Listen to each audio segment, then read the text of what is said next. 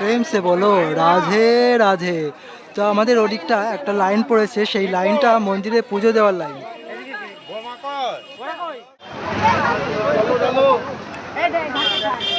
হরে কৃষ্ণ, হরে কৃষ্ণ।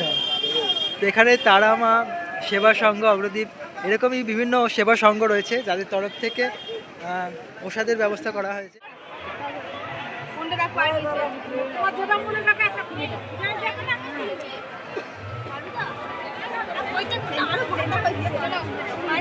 তিনি মানত করেছিলেন হয়তো, সেই কারণে।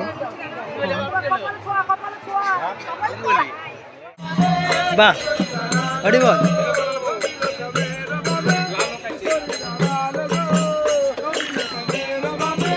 ঝাক্কাস ঝাক্কাস। দেখুন লাইনটা এত দূর চলে গিয়েছে। আর মহাপ্রভুর খুব কাছের ঘনিষ্ঠ একজন ভক্ত ছিলেন গোবিন্দ ঘোষ। ওনার কোনো সন্তান ছিল না, তো সন্তান মারা গিয়েছিল। তো সেই কারণে তিনি ভগবানের কাছে প্রার্থনা করেছিলেন এবং স্বয়ং ভগবান তিনি ওনার সন্তান রূপে, উনি যখন অপ্রকট হন তখন ওনার সন্তান রূপে তিনি ওনার শ্রাদ্ধ করেছিলেন। এই শ্রাদ্ধ অনুষ্ঠানকে কেন্দ্র করে প্রতি বছর অগ্রদ্বীপের এই গোপীনাথের মেলাটি অনুষ্ঠিত হয় এবং প্রতি বছর লক্ষ লক্ষ ভক্তরাই এই মেলায় অংশগ্রহণ করেন। তো এই বছর আমরা আপনাদের এই মেলা দর্শন করার সুযোগ পেয়েছি। তো আসুন প্রিয় ভক্ত, আমরা অগ্রদ্বীপের মেলায় যাই এবং সেই সুন্দর মেলা দর্শন করি এবং সেই মেলাতে কি কি হচ্ছে না হচ্ছে সমস্ত কিছু আমরা আপনাদের দর্শন করাবো। তো আমরা আজ এই নৌকায় করে যাব, ভেসেলে করে যাব।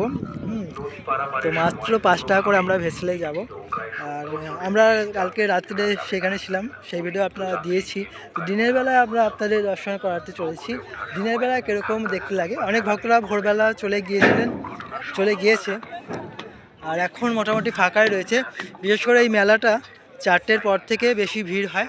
এখন সেরকম যেহেতু ভক্তরা চলে গিয়েছে, ভিড়টা কমই রয়েছে। এই ভেসেলে করে যাওয়ার অভিজ্ঞতা আমার প্রথম, তো আপনারাও দর্শন করুন, কত সুন্দর। ভগবান শ্রীকৃষ্ণ কতটা করুণাময়, তিনি ভক্তের সন্তান হিসেবে প্রতি বছর তার শ্রাদ্ধ অনুষ্ঠান করছেন।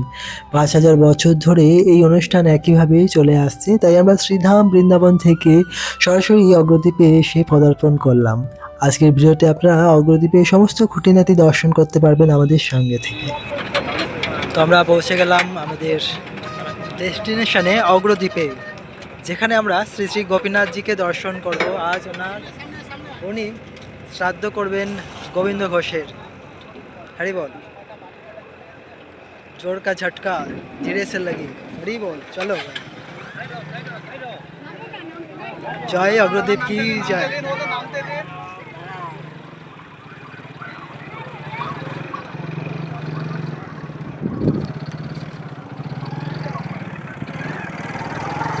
ভক্ত আমরা পৌঁছে গিয়েছি অগ্রদ্বীপে। আজ খুব সুন্দর দর্শন করাবো শ্রী গোপীনাথের। জয় গোপীনাথ কি জয়, হরি বল। আমাদের গ্রাম বাংলার আনাচে কানাচে অনেক সুন্দর সুন্দর কীর্তনিয়ারা রয়েছেন, তারা রাধাকৃষ্ণের সরাসরি এই লীলাগুলোকে খুব সুন্দরভাবে কীর্তন করেন। সেরকমই আমরা অগ্রদ্বীপে মেলাতে এসে দর্শন করলাম।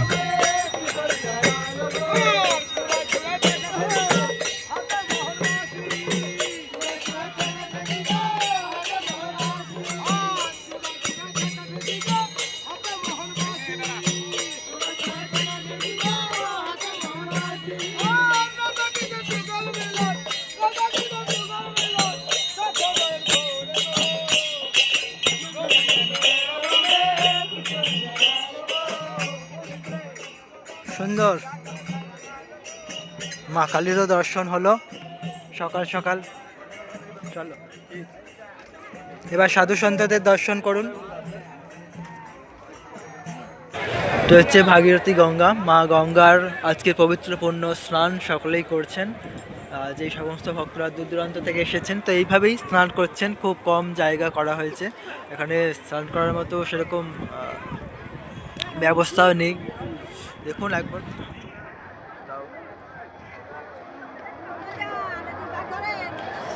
এখানে বালতি দেওয়া হয়েছে একটা, আর সেই বালতিতেই অর্ধেক হাঁটু অবধি জল আছে, সেই হাঁটু অবধি জলে নেবে এভাবে স্নান করতে হচ্ছে। খুবই কম ব্যবস্থা করা হয়েছে। যাই হোক, এবং ভক্ত সংখ্যা দেখুন একবার, অগণিত ভক্তরা তারা এসছেন এই স্থানে।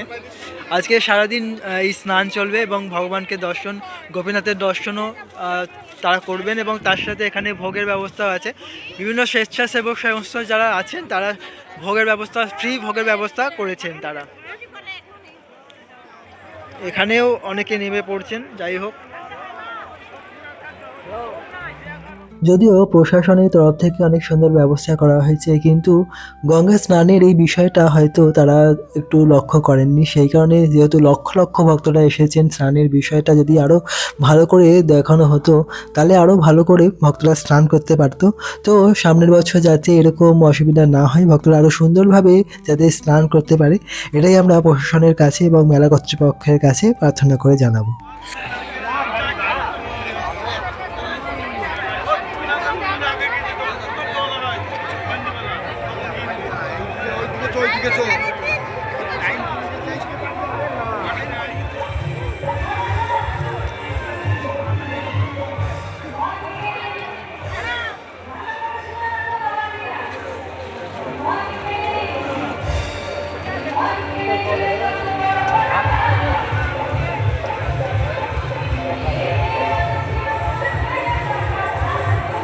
আর গেট, আর গেটের উপরেই গৌরনিতাই দর্শন দিচ্ছেন।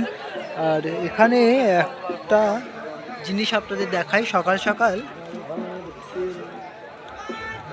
ভোগ প্রসাদের ব্যবস্থা করা হয়ে গিয়েছে।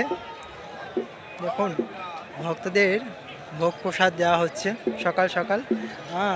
তো আছে, অন্ন আছে, আর একটা সবজি রয়েছে, আর শাকও রয়েছে, 3 রকম পদ রয়েছে। ঢালাও, মানে যত খুশি খাও পেট ভরে। এখনও পাও, আর বিকালবেলাও আছে, মানে সারাদিন এরকম ভান্ডারা চলবে আজকে। বাহ, সুন্দর সুন্দর লাবড়া। অনেক বড় লাইন আছে, ভক্তরা বসেছেন, সাধুচন্দ্রা ভক্তরা সকলেই বসেছেন। হরি বল। প্রসাদের কোনো অসুবিধা নেই। তো প্রথমে গেটেই আমরা দেখছি এই অবস্থা, ভক্তদের প্রসাদ দেওয়া হচ্ছে, আবার চাটনিও রয়েছে। তো গেটের প্রথমেই এরকম আরও অনেক ভান্ডারা আমরা আগেও দর্শন করতে পারবো, যদিও আমরা আরও ভান্ডারা দর্শন করাবো না। আমরা মূল মন্দিরে যাব এবং রাধা গোপীনাথকে আমরা দর্শন করব, সেখানে ভোগ আরতি হবে, সেটা আমরা দর্শন করতে চাই। হরি বল। শ্রীধাম অগ্রদ্বীপ, গঙ্গা মায়ের পাড়ে অবস্থিত এই সুন্দর একটি ধাম। এখানে মা গঙ্গাকে ভাগীরথী বলা হয় এবং প্রায় প্রতিটি বাড়িতেই গাভীমা রয়েছেন এবং চতুর্দিকে সবুজ সুন্দর ক্ষেতও রয়েছে।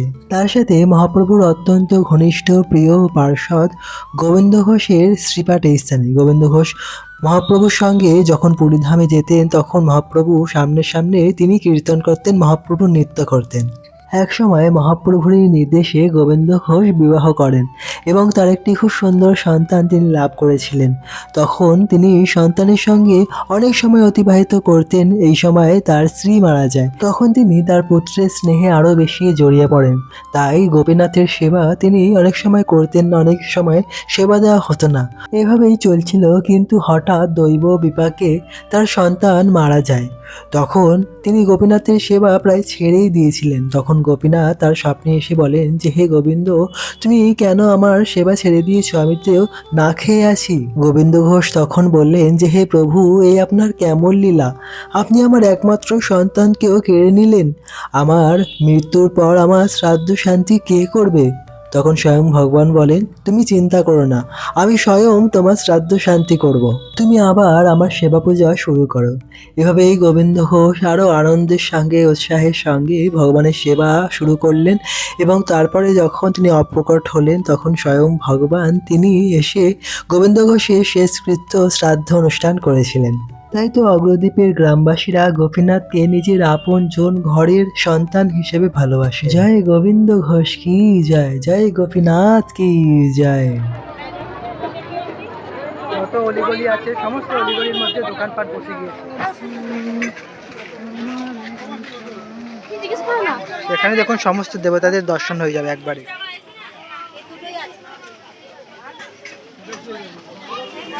আর বেশি দামও নয়।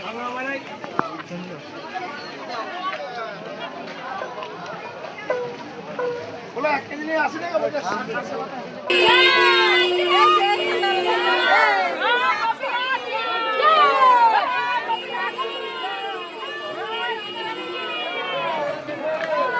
সে বলো রাধে রাধে। তো আমাদের ওদিকটা একটা লাইন পড়েছে, সেই লাইনটা মন্দিরে পুজো দেওয়ার লাইন।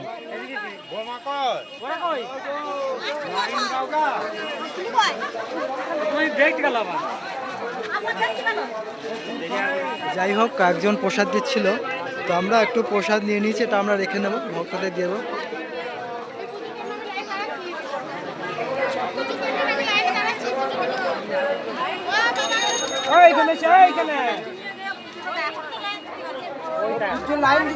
বলা হয় গোবিন্দ ঘোষের এই শ্রাদ্ধ অনুষ্ঠানে এসে বা অগ্রদ্বীপে এসে যে কেউ গৌরনীতা এবং রাধা গোপীনাথের কাছে, গোবিন্দ ঘোষের কাছে নিজের মনস্কামনা জানান, তার সমস্ত মনস্কামনা গোবিন্দ ঘোষ, গৌরনীতা এবং রাধা গোপীনাথ অবশ্যই পূর্ণ করেন। তাই আপনারা দূর দূরান্ত থেকে যারা দর্শন করছেন না কেন, অবশ্যই আপনাদের সমস্ত মনস্কামনা এই স্থানে জানান ভিডিওর মাধ্যমে।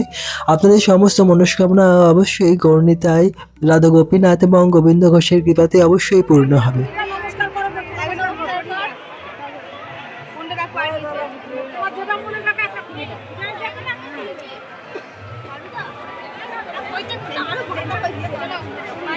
তিনি মানত করেছিলেন হয়তো, সেই কারণে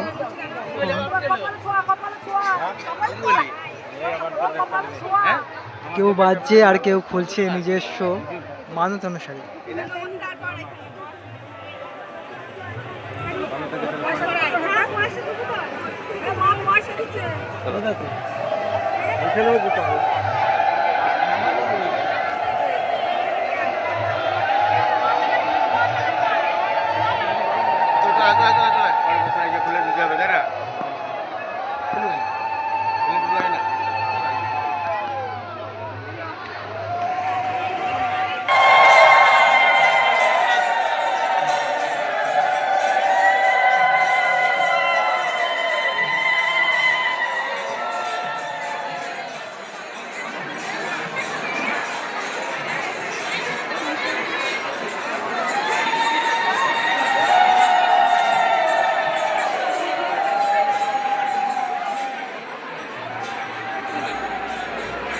প্রিয় ভক্ত, এই যে দর্শন তা অত্যন্ত দুর্লভ, কারণ ভগবান স্বয়ং মূল মন্দির থেকে বেরিয়ে এসেছেন গোবিন্দ ঘোষের সমাধি মন্দিরে এবং সেখানেই অন্ত্যেষ্টি ক্রিয়া তিনি সম্পন্ন করছেন।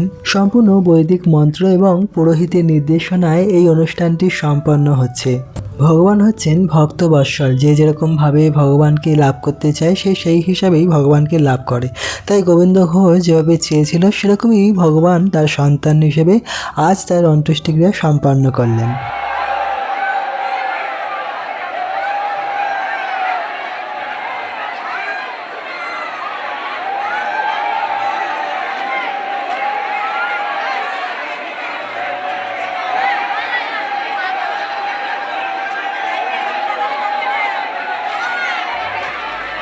গোপীনাথ তিনি শ্রাদ্ধক্রিয়া সম্পন্ন করে তিনি মন্দিরে এসেছেন এবং এখন তার ভোগ নিবেদন করা হচ্ছে। তো ভোগের পর ভক্তরা একবার গোপীনাথকে দর্শন করবার জন্য দেখুন কিভাবে হুড়োহুড়ি লাগিয়ে দিয়েছে।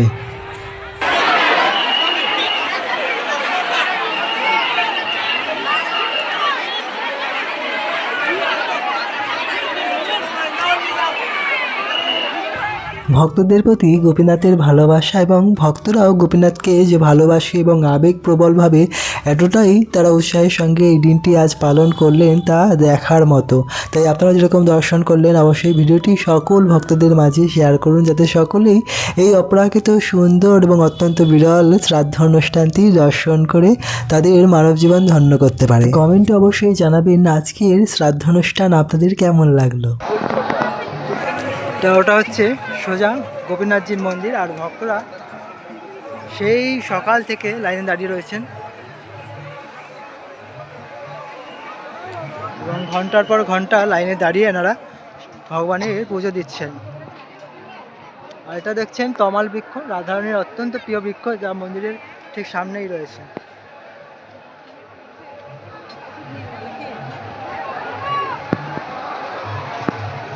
তো অফিসাররা আসছেন, তত্ত্বাবধান করছেন।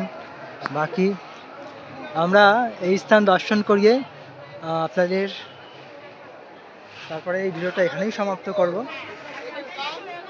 মায়াপুর থেকে অনেক ভক্তরা এসেছেন, তারাও ভগবানের সেবা দিচ্ছেন, পুজো দিয়েছেন, আমাদের দর্শন হলো। দেখুন লাইনটা এত দূর চলে গিয়েছে।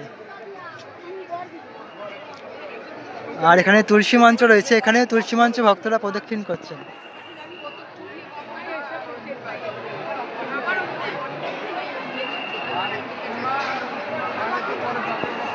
বাকি যে গৌরনীতায়ের ছিলেন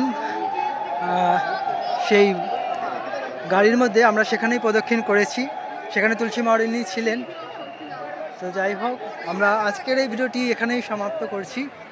ভিডিওটি যদি ভালো লাগে তাহলে অবশ্যই লাইক, কমেন্ট, শেয়ার করবেন। আর এরকম ভিডিও দর্শন করতে হলে চ্যানেলটি সাবস্ক্রাইব করে নোটিফিকেশান বেল অন করে আমাদের সঙ্গে যুক্ত থাকবেন এবং বলতে থাকবেন হরে কৃষ্ণ, রাধে রাধে, হরে কৃষ্ণা। জয় গোপীনাথ মহারাজ কি জয়, গোবিন্দ ঘোষ কি জয়, অনন্ত কোটি বৈষ্ণববৃন্দ কি জয়, সাধুগুরু মহাত্মা কি জয়, অগ্রদীপ ধাম কি জয়, নিতাই গৌর প্রেমানন্দে, হরি হরি বল, হরে কৃষ্ণ।